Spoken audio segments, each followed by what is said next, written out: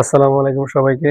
আমি ইমরান হোসেন আছি তোমাদের সাথে অ্যাটমিক্স একাডেমির পক্ষ থেকে। তো আজকে আমরা আলোচনা করব হচ্ছে প্রমাণ করে যে F equals to ma, মানে F equals to ma আমরা প্রমাণ করব। তো কিভাবে প্রমাণ করব? এর জন্য আমাদের প্রয়োজন নিউটনের দ্বিতীয় সূত্র। এবং নিউটনের দ্বিতীয় সূত্রটা কি আমরা এখানে লিখছি যে বস্তুর ভরবেগের পরিবর্তনের হার এর উপর প্রযুক্ত বলের সমানুপাতিক এবং বল যেদিকে ক্রিয়া করে বস্তুর ভরবেগের পরিবর্তনের হারও সেদিকে ঘটে।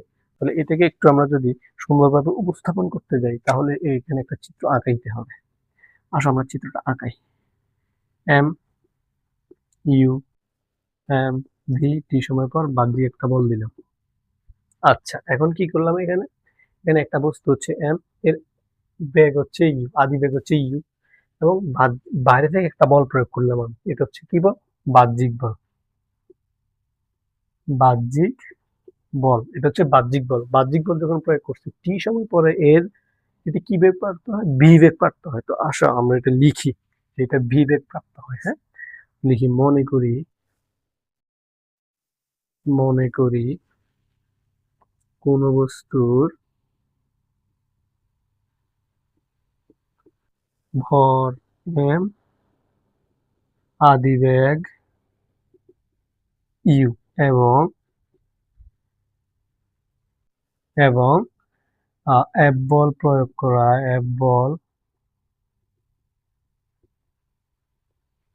করায় টি সময় পর বস্তুটি ভি বেগ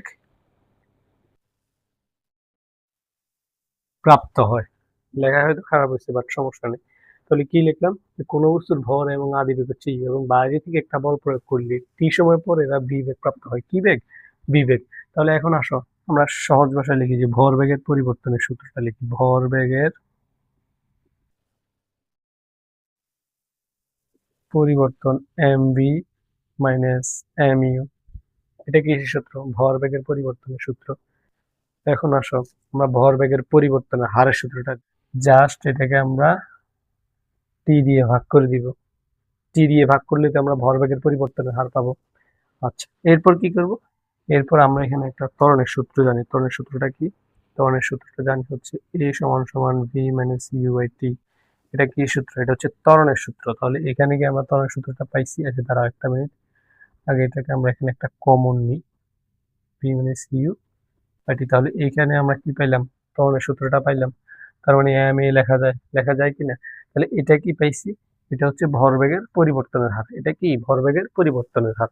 তাহলে ভরবেগের পরিবর্তন আমরা কি পেলাম? ভরবেগের পরিবর্তনের সূত্র হচ্ছে এটা, আর ভরবেগের পরিবর্তনের হারের মান পেলাম আমরা এম এ। তাহলে এখানে সূত্রের মধ্যে একটা জিনিস লেখা আছে যে বস্তুর ভরবেগের পরিবর্তনের হার এর উপর প্রযুক্ত বলের সমানুপাতিক। কি পাতিক? সমানুপাতিক। তাহলে আমরা এখানে লিখতে পারি যে নিউটনের সেকেন্ড সূত্র অনুসারে কি লিখতে পারি? যে এম এ ভরবেগের পরিবর্তনের হার, কিসের সাথে সমানুপাতিক? প্রযুক্ত বলের সাথে সমানুপাতিক। তাহলে প্রযুক্ত বলের সাথে সমানুপাতিক কোনটি? ভরবেগের পরিবর্তনের হার। তাহলে এখন সমানুপাতিক চিহ্ন উঠাইতে পারি কি পারি না? পারি। সমান দিলাম, সমানুপাতিক ধ্রুবক দিতে হবে। সমানুপাতিক চিহ্ন উঠাইতে হলে সমানুপাতিক ধ্রুবক দিতে হবে। তাহলে কে ইন্টু এম এ। তাহলে এখন আমাদের সূত্র হচ্ছে F equals to M A, কিন্তু বাড়তে একটা কে আসলো না। তো এটাকে আমরা কি লিখলাম? ওয়ান দিলাম, এম এ দিলাম। তাহলে কেন ওয়ান দিলাম? এইখানে এখানে কে এর মান ওয়ান ধরা হয়। কিসের মান? কে এর মান ওয়ান ধরা হয়।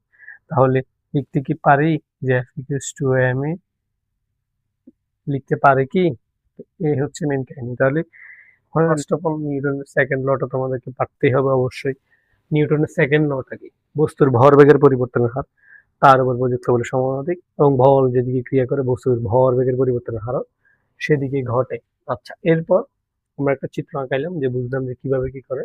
প্রথমে কোনো একটা বস্তু ধরলাম, এর ভর হচ্ছে m, আদিবেগ হচ্ছে u, এবং বাইরে থেকে F বল যখন প্রয়োগ করি টি সময় পর এরা ভি বেগ প্রাপ্ত হয়। টি সময় পর এরা কি বেগ প্রাপ্ত হয়? ভি বেগ প্রাপ্ত হয়। আচ্ছা, এরপর ভরবেগের পরিবর্তনের সূত্রটা লিখতে হবে M V minus M U. এরপর ভরবেগের পরিবর্তনের হার। কেন ভরবেগের পরিবর্তনের হারের কথা বললাম? কারণ সূত্রতেই আছে ভরবেগের পরিবর্তনের হারের কথা। ভরবেগের পরিবর্তনের হার সূত্র কিভাবে বের করতে হবে? যে ভরবেগের পরিবর্তনের যে সূত্রটা আছে তাকে টি দিয়ে ভাগ করতে হবে।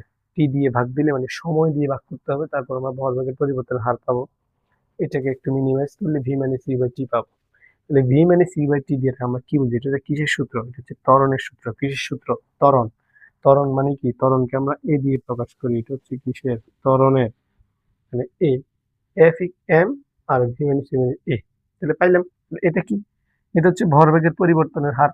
তার মানে আমরা আমাদের এখানে বলা আছে যে এর উপর ভরবেগের পরিবর্তনের হার এর উপর প্রযুক্ত বলের সমানুপাতিক।